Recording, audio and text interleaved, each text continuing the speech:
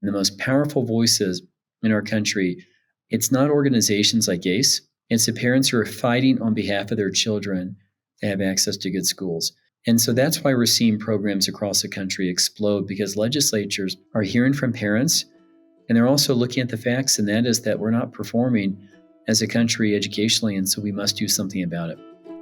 Hi, and welcome to the KindlED podcast, where we dig into the art and science behind kindling the motivation, curiosity, and mental well-being of the young humans in our lives. Together, we'll discover practical tools and strategies you can use to help kids unlock their full potential and become the strongest version of their future selves.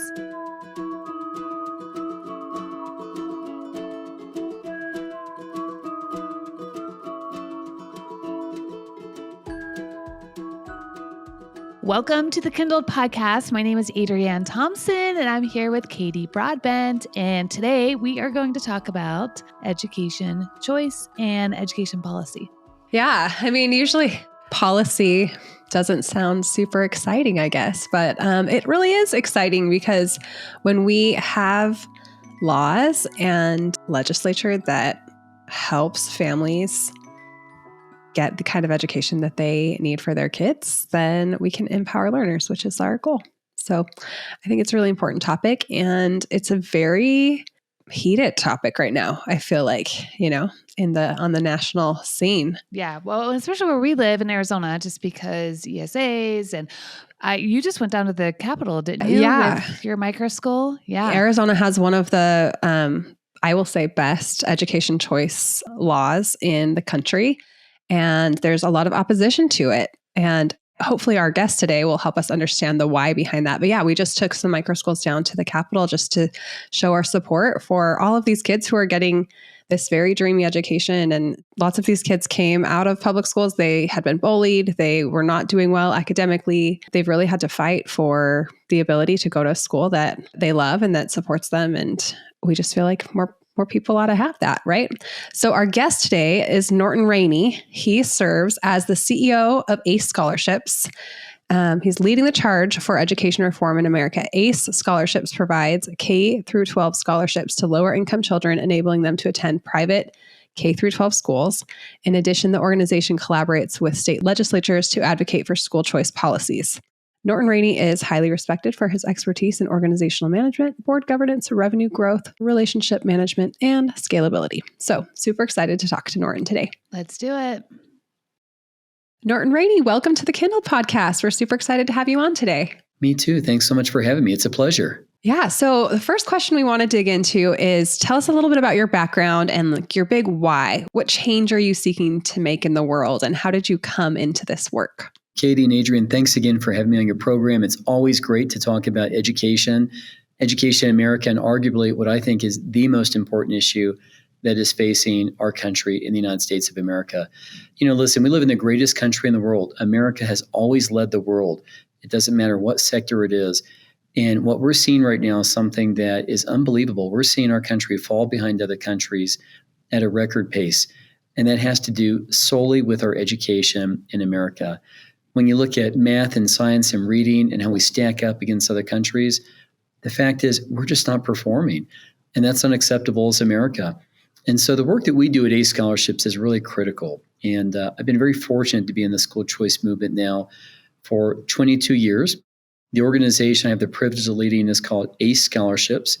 And we were founded almost 25 years ago by these remarkable business leaders that had a desire to really level the playing field for lower income parents and students in Denver, Colorado. And so they funded a program, and we've given out 80,000 scholarships since our founding in the year 2000. But it's so much more than scholarships being provided to kids. It's about life-changing experiences. It's about our children having access to schools where they can flourish, where they can thrive, and where they can actually be who they want to be, not just being educated, but also students who have great values and virtues and a promise for a better future because of their education. So the work that we do at ACE Scholarships is awesome. We're very proud of the work we do. And we're also proud to be in the school choice movement, where we have remarkable allies in this movement that are doing amazing work right now. And as I know we'll talk about today, we're going to discuss school choice in America and how right now more than ever, we are seeing an explosion of school choice programs, which is so good for our country, but more importantly, it's great for all the families that have access to meaningful programs. That's amazing what ACE is doing, but what about you as Norton Rainey? What about your personal why? Oh, thanks, Adriane. So my personal why in this movement is really leveling the playing field. It's allowing parents to have access to the great schools that their kids should go to. I feel very blessed as a parent where I have a tremendous job. I was educated, so is my wife. And honestly, we have the resources to put our children into excellent private schools. And that's been a really good thing for our family. We have a student that has special needs who is on the spectrum. And our son has benefited greatly because of private schools he's gone to. I've seen our other two children that were not on the spectrum that just needed, frankly, a more rigorous academic environment. And so as I travel the country and I see the needs in this movement right now, I recognize that there are too many kids that are being left behind, and that's unacceptable. So my personal why is really leveling the playing field and making sure that everyone has a chance at the American dream where they can be prosperous. And again, that really does begin with education. Yeah, accessibility is really important. And, we talk about this on the podcast all the time. I also have a child on the spectrum, and all three of my kids go to different educational environments. One's in a hybrid school, one has a private teacher learning pod, just very eclectic education. And then another one is at a Montessori school, and we're actually looking at a micro school for next year for him. So I am very, very thankful for school choice and living in a state where we have choice, because I have friends that, live in Virginia or Pennsylvania, and they're like, when is this going to happen here? And it's like, I don't know. So it's really, I am finding a lot of gratitude of like, okay, we do have choice. Now, what are we going to do with this choice? And then also educating other parents who may not have the resources to be able to send their kids to an environment that's most conducive to how they learn. And so you talked about school choice. Can we dive into what exactly is school choice? What does that mean? Sure, happy to do so. And I think also, Adriane, you bring up some excellent points when you talk about education in America. We had these awesome founding fathers of ACE scholarships. We had these 5 men who were extraordinarily successful in business, and they made a lot of money. And one of our founders, a guy named Ed McVaney, who started a software company called JD Edwards, he would always say that if you live in a zip code and you're wealthy, likely that zip code is going to have a good public school, or you put your kid in a private school. If you're middle income, you move to a neighborhood where there's a great zip code and it's a good public school. But if you're poor, you're stuck in an area, in a zip code that frankly is not allowing you access to the best education. And that's the American education system as we know it currently. We have the haves and we have the have-nots. We have those with money or who live in a great neighborhood. But for those who do not, they're really truly not being able to capitalize on opportunities that many people have. And so we are so very blessed in this movement. Many families are, but honestly, too many are being left behind. So the work that we're doing collectively is great. Real quick, we're in the education world. Like, we know how the funding works and everything like that. But for our listeners, can we just really go back to the basics here? Like, why is it that if you live in a lower income zip code, that might mean that your schools are of a lower quality? Like, what is the tie between zip code and like public school funding? Explain that. Well, it's not a money deal. I think most people think that money is the answer, and that if you just pour more money into a school, let's just take a public school system that's failing, you put more money in there, that school will do better. Money is very rarely the reason why a school does well. In fact, if you look at our lowest performing schools in America, they happen to be in urban inner city communities. And these are neighborhoods that are really well funded, where honestly, the per pupil operating revenue for those students is much higher. If you look at Chicago, New York, I think they're well over $30,000 per student right now.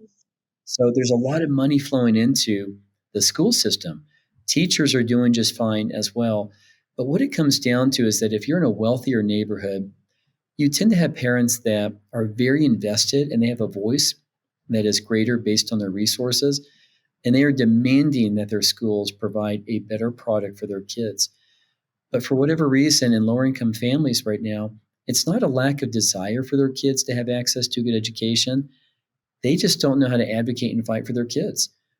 You've got single moms, or you've got parents that are working 2 and 3 multiple jobs. They're just trying to make sure their kids stay safe. And so when their kid goes to a school, that is their escape. So they can actually go to work, but they want their kid to have a better life. So they're not working 2 to 3 jobs and having a hard time putting food on the table. So it never is a money issue. It really comes down to, is it a focus issue? And it comes down to, I think, the school system as well, their commitment to the kids and letting them fail. I think sometimes we just focus on the dollar amount. There's lots tied into this, not just a money thing. Well, and Adriane, you mentioned earlier that you live in Arizona and your family is benefiting from education savings accounts. And that's a really great thing there. So that money is actually allowing you to have choice. But you're still limited on the amount of that scholarship. In Arizona, is it around $8,000 per student? Is that about right? It's less, usually about 7. Depends on their grade, and it's still tied to the district that you live in. It's like 90% of the funding you would have received, unless you have special needs or other qualifications, Right, where you can get additional and one of my funding. son does qualify for a lot more funding than that base amount. But one is at the base amount, and he goes to a private school that's $12,000 a year. So we are still paying, $4,500 out of pocket per year. And I think that's a big reason why parents are successful in school choice, is because it's not a free ride. We call it the skin in the game factor, that if you're investing in your child's education, you have skin in the game, and so you're invested.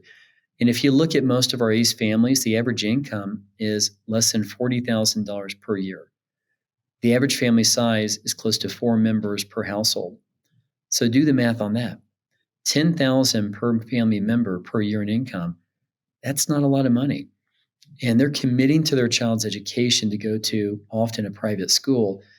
And their average contribution many times is approximately $2,000 per year. That's a lot of money that goes into your education. So skin in the game and motivation by a family member is a really significant driver in their success. But here's what we know. Most Americans right now, most American parents, they want their kids in a better environment. And that's why school choice is really exploding in America at this time, because they're very dissatisfied with choices that are given to them, and they're demanding better options for their kids. Can you walk us through the history of school choice and, what that looks like across the country? Because, we're in Arizona, as I mentioned, and we have a lot more choice than, people in other states. Does it vary? Like, how are politics connected to school choice? Yeah, that's a great question. School choice has been around for decades, for probably 3 to 4 decades. And I would say some of the founding fathers of school choice were the city of Milwaukee and Cleveland. They were two of the first cities to adopt legislative passed programs, and they were called vouchers. And so these 2 cities really led the charge in school choice. And then over time, more cities have tried to pass what were vouchers, and that's now transitioned to tax credits.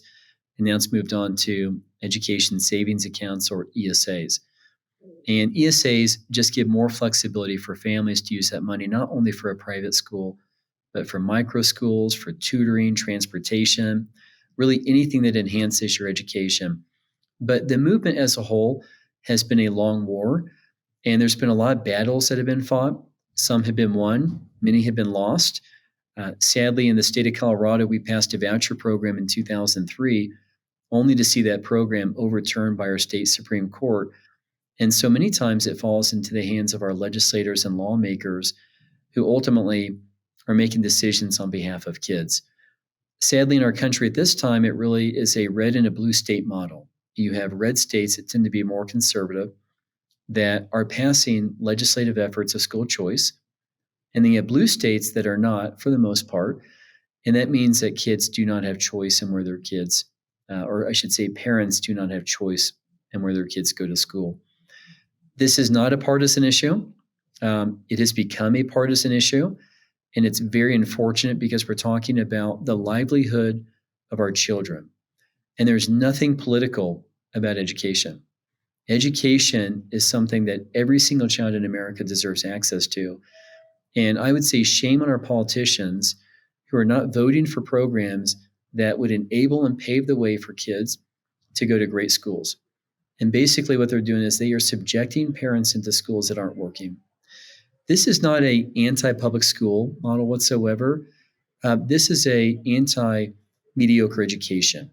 We believe that every kid is going to do great in the environment that's right for them. So school choice is a movement that this war will rage on But we have so much to be grateful for because more than ever in the last couple of years, we've seen an explosion of programs across the country because we know it works.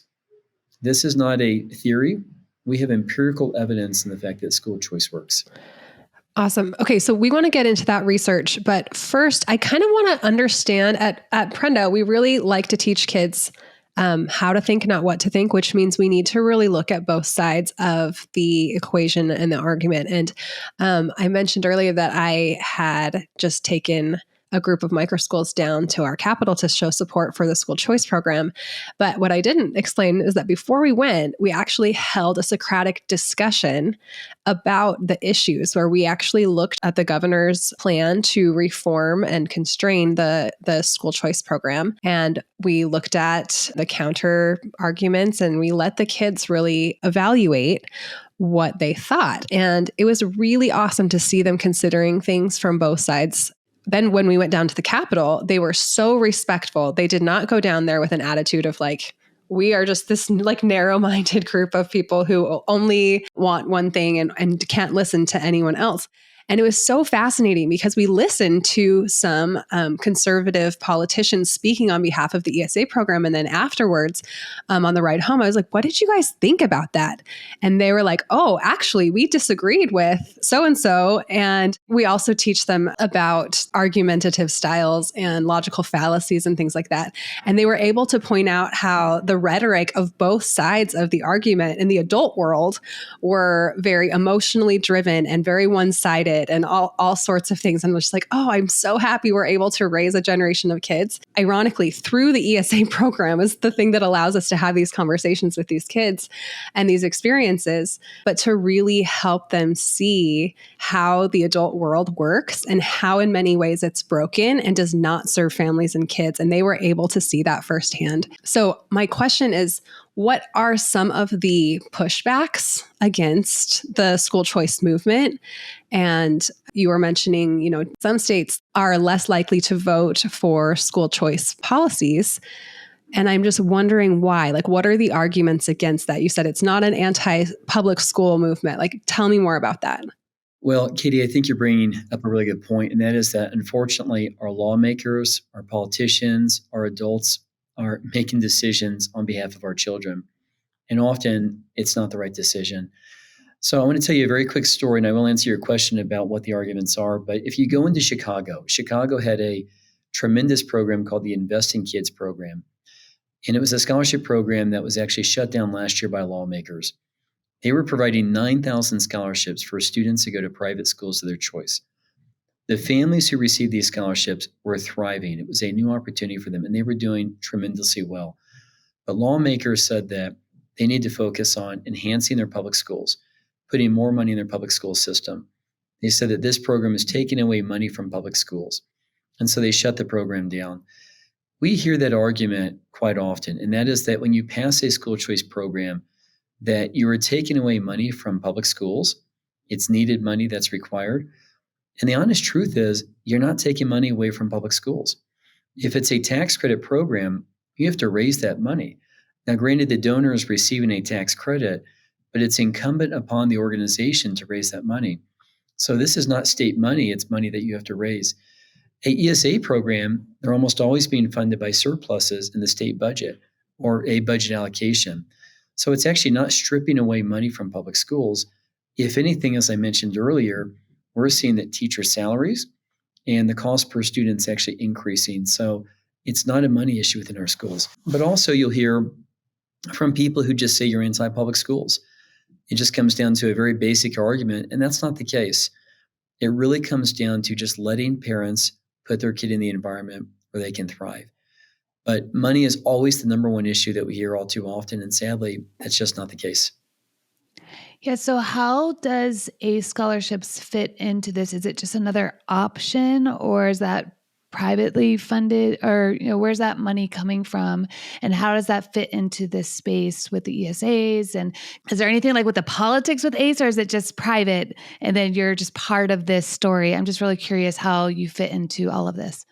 Sure. No, that's a great question. So there's two things we do at ACE is we provide privately funded scholarships to low-income parents, or I should say lower income parents, in grades K through 12. And then we also advocate for school choice legislation. So we have a policy government affairs team that is working to preserve school choice legislation and also to pass legislation as well. We operate in 12 states, and in our 12 states, 4 of them have tax credit programs. One of our newest states, the state of Utah, just passed an ESA effort last year, and we were selected a few months ago to be the program manager for Utah.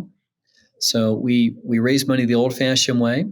We raise money through tax credits, and now we're accepting money from the state of Utah to be the program manager for their ESA effort.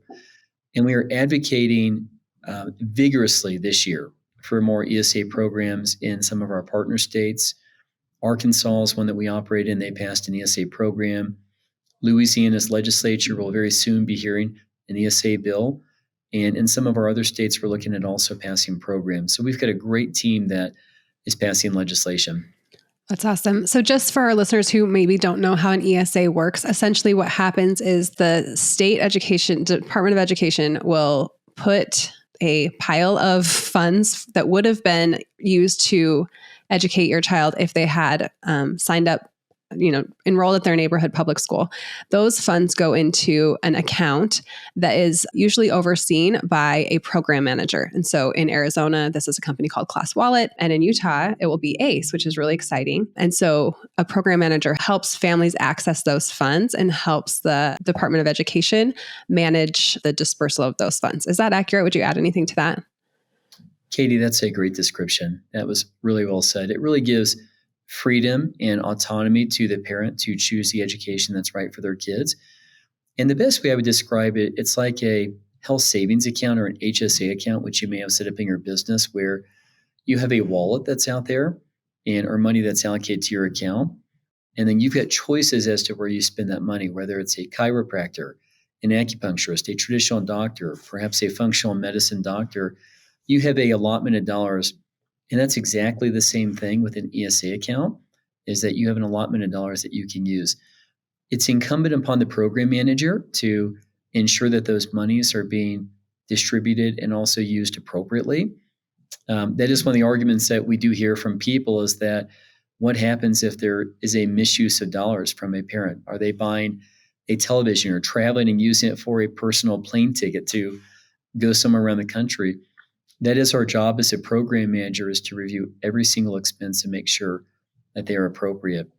I will point out there are some arguments against against Arizona, where some people are saying there have been a misuse of dollars. And that certainly will be the case when you've got thousands of families. You can't ensure perfection across the board. I think that's something really critical for your listeners to know. No one's ever going to be perfect. We will do our best to be perfect, but we will not be. But when you think about how we compare with other government programs that are managing similar efforts for different purposes, the abuse is much less so far in the ESA space. It's a very, very small percentage. And there was a great study that came out by Common Sense Institute in Arizona recently that actually showcased the fact that the ESA program is actually doing a really good job managing those dollars. Yeah, and we just had Jason Bedrick from the Heritage Foundation come and talk to Prenda, and he said that a lot of these states that are passing ESAs, that back, whenever West Virginia and Arizona, when they were putting the bid out for program managers, that there was pretty much just ClassWallet. And now there's a lot more. So that's saying that these programs have a lot more autonomy and choice in who's going to run these programs as well.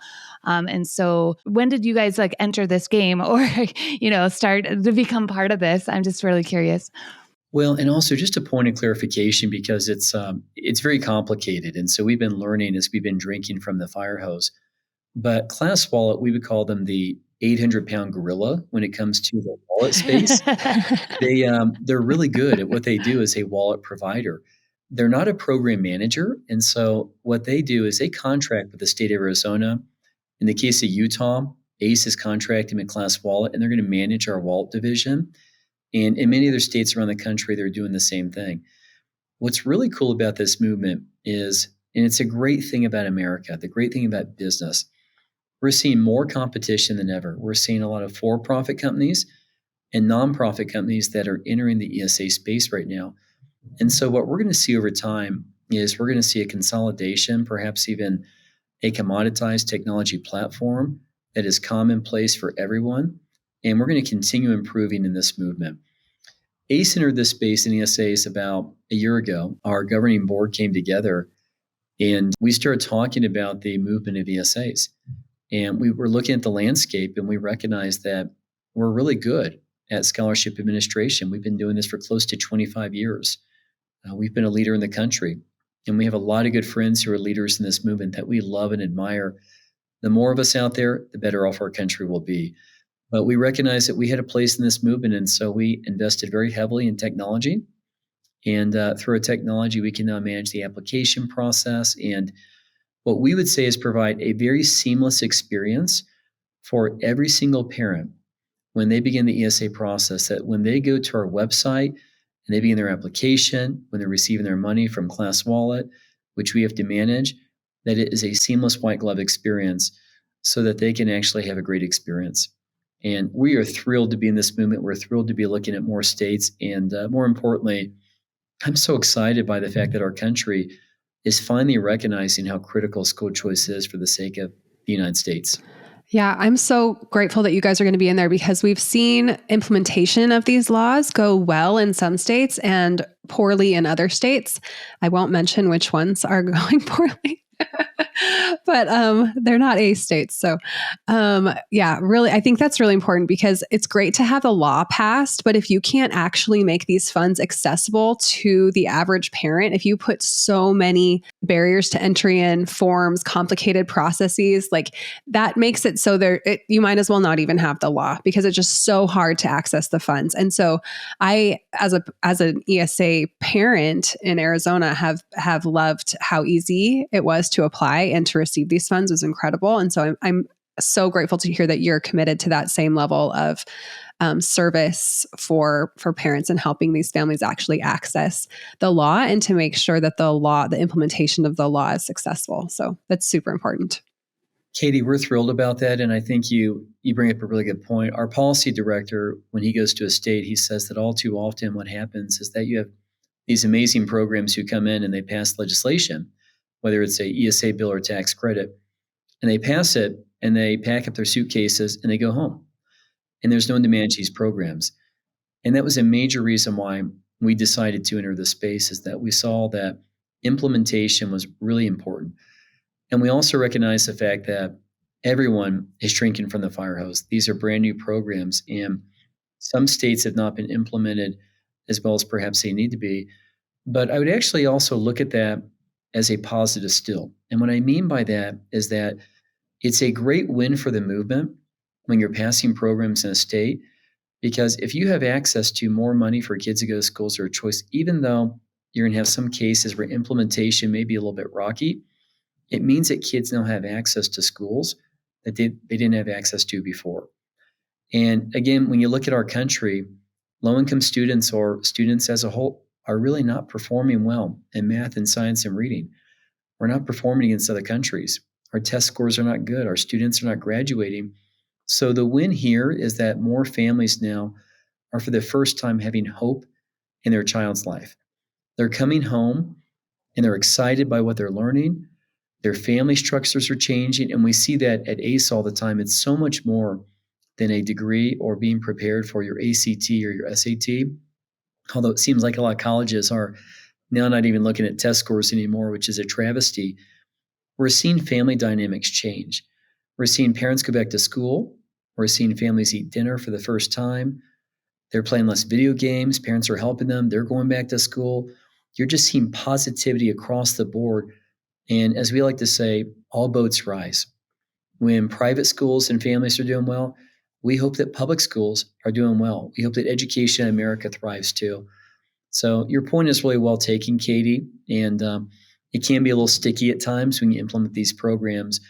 But the reality is, just like any great business, you're going to always have stickiness when you launch. But over time, we're going to get this figured out. Yeah, I'm very confident in that too. I've been watching these states roll these programs out, and there is definitely that inherent, this is new to everyone kind of stickiness, but we definitely have seen the wheels get unstuck and progress being made. So yeah, super excited to see those. Yeah, and I keep hearing you reference, public schools and private schools. Do you play a role in the homeschool space or this in between space? Is kind of where micro schools live. Good question. We have not played in that space until this year, now that we're in ESAs, because ESA money may be used for homeschools and micro schools. Any education that is approved, they can use that money toward. So in the past, we've not, but now, absolutely. We are very big fans of families choosing the education that's right. We used to homeschool our kids for a period of time. It worked out fabulous. I'm a big fan of it. I think when you have parent engagement with your kids, they're doing it because they care so much. And I think that's something we should also broach in this topic, is that oftentimes people say, well, if your kid's in a school that's not, or I should say, if a teacher's not certified and they don't have the proper degrees or pedigree, that they should not be teaching. And you can look at homeschool stats across the country and micro school stats. That's not the case at all. When you have a caring adult, and frankly now access to so many different platforms that provide access to good education now, there are more sectors right now than ever in access for families to educate their kids. So just open it up as much as you can. And when you do that, great things tend to happen. Can we dive a little more into the research or what the data is saying about how school choice impacts educational outcomes? I know you mentioned some test scores go up, but do you have a little more, research that supports this? We have lots of research, and we love talking about this. Number one, our kids graduate from high school. Last year, we had a close to 100% graduation rate. They're scoring anywhere from 3 to 5 points more on their ACT scores compared to their lower-income peers that are in other schools. They are going to college. They are going into the trades and the military. And we know for our students who go to college, they're also graduating and they're securing jobs. So they have a chance to realize the American dream. But if you look at basic testing as a whole right now, as a country, we look at proficiency rates in math and science and reading. And when you look at proficiency rates currently, you're seeing ACE students do extraordinarily well, or I should say school choice students as a whole, even outside of ACE programs. They're just doing well. Why do you think that is? Do you have even anecdotal data that supports that, of like why this is happening? I do. I think they're in a rigorous environment. They're in a healthy environment. The values of that school are top notch. They're focused on education of their kids and making sure they're well prepared. They're not distracted by a lot of the issues of our day and time. They're focused on one singular thing, and that is the education of their kids. And what we also have to recognize is that business in America only works if business is making money. If you're not making money, you go out of business. In the education system, if you're a public school, you don't go to business. You're flush with cash because of taxpayer money. If you're a private school or a micro school and you're not performing, you can't pay your bills. Parents won't put their kids in that school. So they have no choice but to provide an excellent education, because if they're not, people aren't going to pay the money for their kid to go to that school. So it better be a better product. So across the board, we see great education. And you said something earlier too. You said, we know that students will do well in the environment that is right for them. I think this is a really big part of that too. It's not just the environment that the parent thinks is good for the child, but attuning to what the child's needs are and seeing if they're flourishing or thriving or if they're floundering in that environment. I think that's a really big part of this too. And so if you only had one choice, if I only had the choice to send my kids to the public school that's down the road, I know because of their neurodivergence that that's not the right environment for them. And so with school choice, we're able to then find an option that works well and fits each of their individual needs. Well, running a school choice program, people have said at times, Norton, you must be anti-public schools because you're advocating for school choice. And I like to tell them my story. Growing up, I actually went to 2 very good private schools. I was very fortunate to grow up in a family that could afford it. And I didn't like my schools, and I didn't do well. They were these very small, rigorous environments. And it wasn't until my parents put me into 5th grade of public school that I began doing better. And it was the right environment for me. I wanted to be in a bigger school. I wanted to have athletic programs. I needed more offerings. But you've got to also understand that I was in a good family in a good neighborhood where our public schools were good. And that served me very well all the way through high school until I went to college. But for our children, our options weren't as good for public school. And so we were fortunate again to homeschool and put them into rigorous private schools where we can see the difference in our kids compared to other kids in our neighborhood because they're being pushed so much right now within the schools they go to. But really what it boils down to, let parents choose. Whatever environment they choose, we're agnostic as to where, as long as it's a high quality option. Yeah, that's so interesting to hear you describe what is working for your kids, because it's sounding very different than what would help my kids thrive, which is like an environment full of like choice. And I guess not necessarily like a lack of rigor, but just like, I wouldn't say my kids are being pushed. I would say my kids are learning how to push themselves.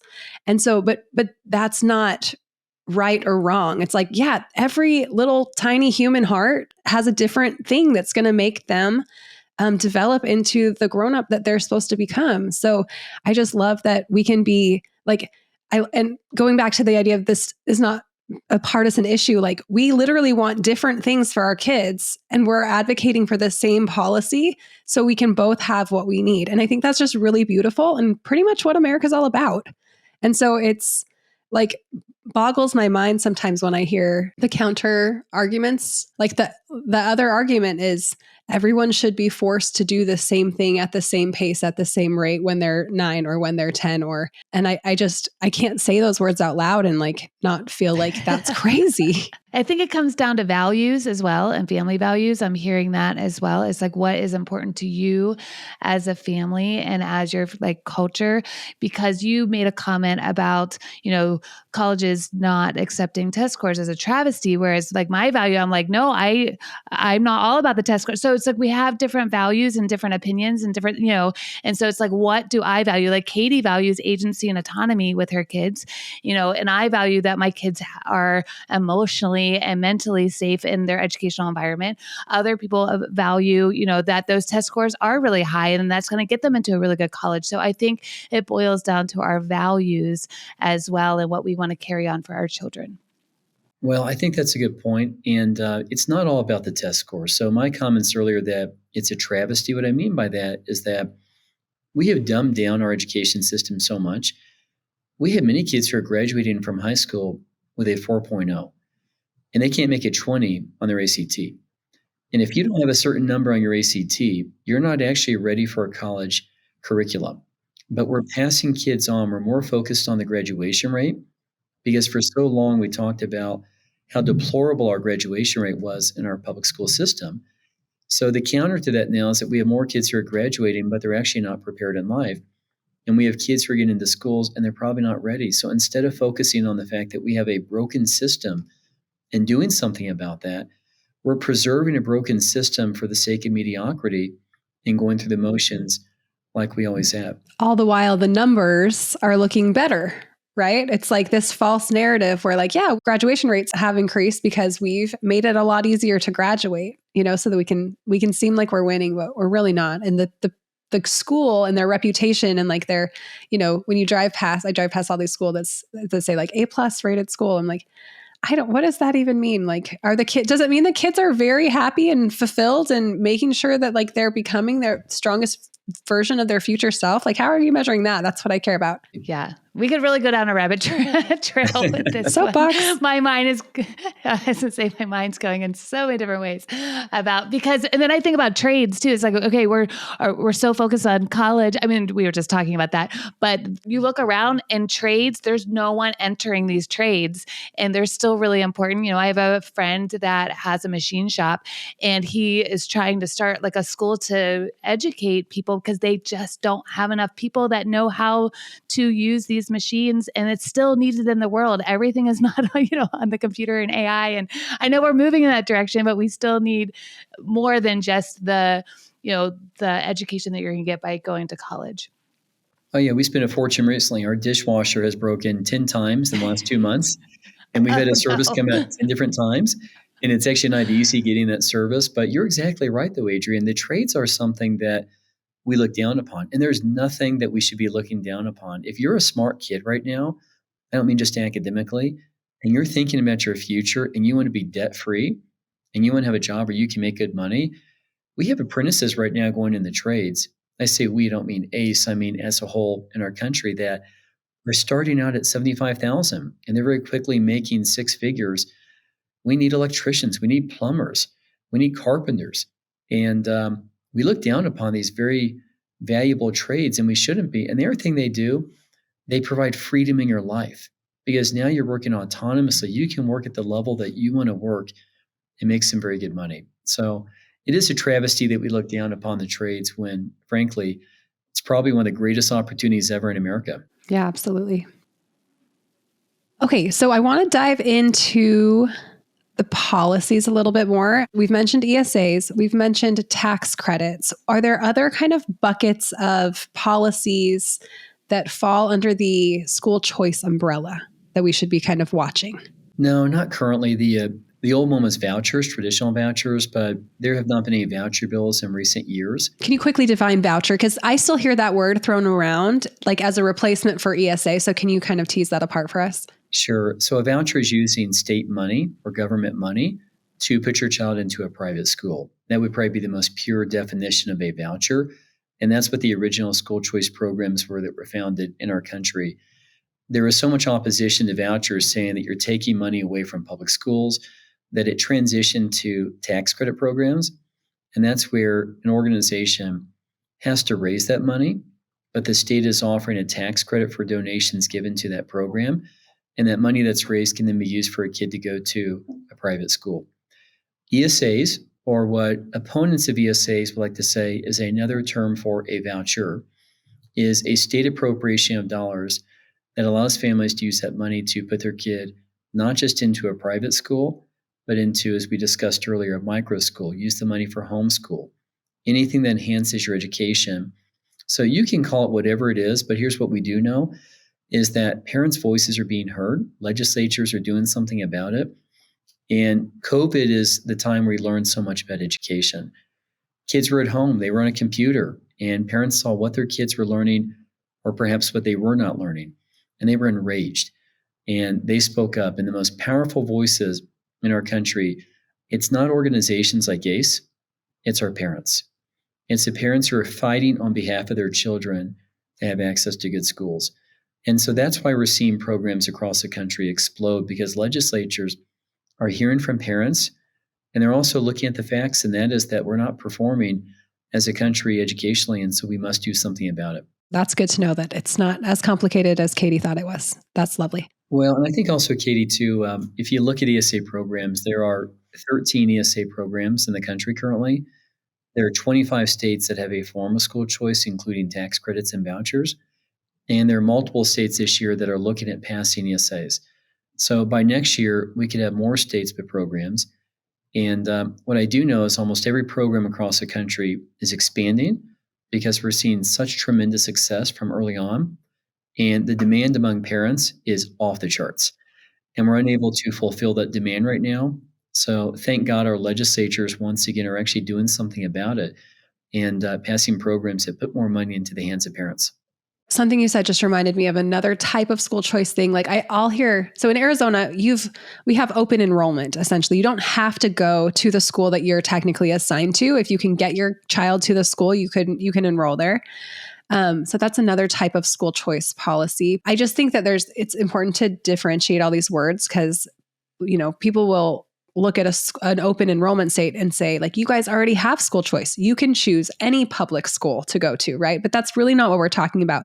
We're talking about not complete, because I think there are still definite regulations and restrictions on how you use these funds, which I think are good. I'm actually very in favor of them as long as they're reasonable. But it's so limited. It's like, would you like this apple or this other identical apple, right? It's like, they're like the choice is not appreciable. So when we're talking about school choice and ESAs, I think it's important that we can kind of like place these things along a spectrum, right? Of like how much choice the law or type of school choice policy would give to a family. And I think looking at a program like we have in Arizona as a model is really important because it allows all of the kids, like there's unlimited, or what's the word that you use? Universal access, meaning any child in the state can apply for it. So there's like an eligibility universality there. That's one point. And then there's the, where can you take these funds? And I see some states like Iowa pass ESAs where it's essentially voucher. You're only allowed to use them at state accredited private schools, right? So you couldn't purchase a homeschool curriculum. You couldn't go to a micro school or something like that. So then there are all of these little caveats in the law. So just if you're listening to this and you hear like, oh, my state's getting an ESA, hooray, we'll be able to do whatever, like what we really want. Like you have to go look at the law and understand all of the nuance, because there are a lot of words being thrown around and they don't always mean exactly what they seem to mean. Well, and Katie, I forgot that point about school choice. I wasn't including, like you said, open enrollment or charter schools. We have a lot of charter schools around the country at this time here.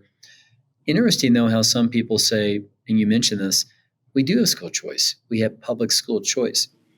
And for whatever reason, some people are limited in their definition of school choice. They believe it only should entail a public school. And then I would say there's those who are the true champions of school choice that believe you can go to school anywhere you want, whether it's a public school, open enrollment, charter school, or private school. Or in my kitchen. Yeah. Right. And we believe in that. We just really believe in our parents. We believe that's what makes America uniquely great as a country, is that we're not limiting the choices. And I love the story of the early 80s when, the only way you could really mail a package was through the United States Postal Service. And if you wanted to overnight a package, you couldn't do it until FedEx came along. Next thing you know, UPS comes along, then DHL. And now there's more competition. And then what it did, it forced the United States Postal Service to up their game. So we want school choice across the board, including great public schools, to enhance private schools and homeschool parents. We just want to make sure that we ensure the best education in America. That's such a good point. When I was looking for schools for my oldest when he was going into kindergarten, because coming from Pennsylvania, it's where you live. You send your kid to that school, or there's a few Catholic schools or parochial schools to choose from that are really expensive. And whereas here, we had all this choice. And I think we had like an option of like 12 schools for him to go to kindergarten. I remember like, why is this so complicated? He's only 5. And then I realized though, even though we had all these choices between charter and public, they were all the same. They were all rows of desks, or maybe there were some few tables, but still hard chairs, fluorescent lighting. It was all still the same environment, but a lot of different choices. So what I love that this movement is doing, especially, where we live, is that you have a lot more choice outside of just the brick and mortar. There's so many possibilities on what education can look like, which just really excites me. We're starting to wrap up, but how do you see this impacting kids and the adults that they will become?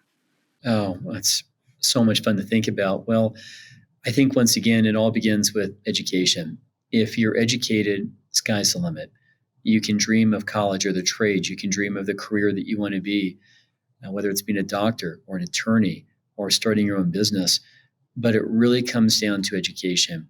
So to your question there, I think that's what programs like ACE and other school choice leaders around the country are doing, is we are opening up the floodgates of opportunity for children to flourish in the environment that's right for them and the careers they want to be a part of.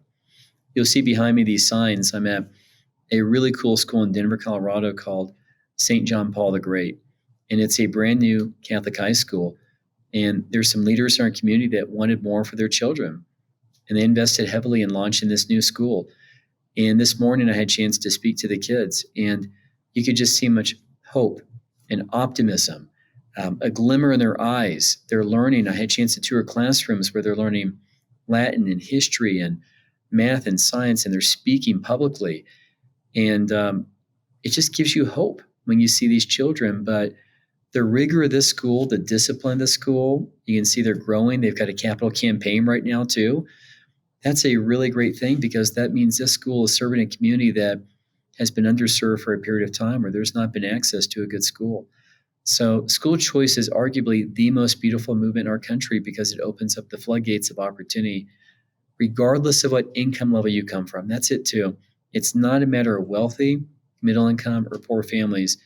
Every single kid was made with beautiful things, and they have great minds.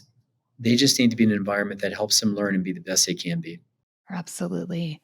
So this is a question we ask all of our guests. Who is someone who has kindled your love of learning, curiosity, motivation, or passion? Well, I would say it's our founder from ACE Scholarships, a guy named Alex Cranberg. Alex is a very successful businessman, and he's one of the most curious learners I've ever met in my life. It doesn't matter what issue and topic we're discussing, he thinks about things differently. And he's really taught me to look at issues from a positive perspective and always thinking about the vision of where we can be in the future. And I love Alex. Alex is a great role model in my life. He's been a role model in this movement. And he's really been a great mentor to me. And I just really thank Alex for his vision launching this organization, but also being a great leader in our country that's helped us all do so much more to help out kids. I love that. We like to focus on that question because the whole goal of the KindlED podcast is to help adults that are listening realize that they, every day when they interact with kids or with each other, like you're giving us a great example of a peer, we have the ability to change life trajectories when we interact with people in ways that are uplifting, inspiring, edifying, and kind of when we can look at a child or a human and really see the greatness inside of them and the vision, like you're talking about, of what the future of this world or of just one life can be. So that's why we asked that question. And thank you so much for coming on the KindlED podcast. Lastly, how can listeners learn more about your work? Well, first of all, Kaity and Adriane, thank you for the work you're doing. You're broadcasting this message, and it's making a difference. The more people hear about it, I think the better we'll be in this movement. If you want to learn more about ACE Scholarships, you can go to our website at acescholarships.org, and we would enthusiastically welcome you to join us because we're making a difference and changing this country. So thanks for your consideration. I love that. Thank you so much for coming on. We've learned so much. Thank you. That is it for today. We really hope you enjoyed this episode of the KindlED podcast. If you have any questions about any of the things that we talked about, you can always email us at podcast@prenda.com. If this episode was helpful to you, please like, subscribe, and follow us on social at Prenda Learn. You can also join our Facebook group called the KindlED Collective and subscribe to our weekly newsletter, The Sunday Spark. The KindlED podcast is brought to you by Prenda. Prenda makes it easy for you to start and run an amazing microschool based on all of the principles and ideas that we talk about here on the KindlED podcast. If you want more information about becoming a Prenda guide, go to prenda.com. Thanks for listening, and remember to keep kindling.